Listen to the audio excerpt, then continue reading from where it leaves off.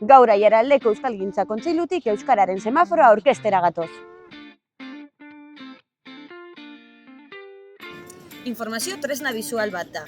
Ekintza jakin batean euskarak duen presentzia edo erabilera aukera adierazten duena. Baina zertarako?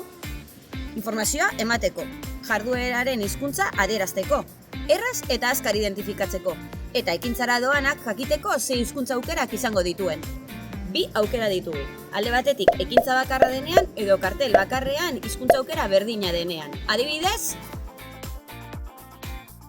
eta beste eredua erabiliko genuke ekintza bat baino gehiago duten egitarauetan eta ekintza bakoitzak hizkuntza aukera ezberdina duenean. Kasu honetan, ekintza bakoitzaren alboan dagokion letra eta kolorea jarriko genuke eta behek aldean edo albo batean azalpen taula, ikur bakoitzaren esanahia argitzeko. Adibidez,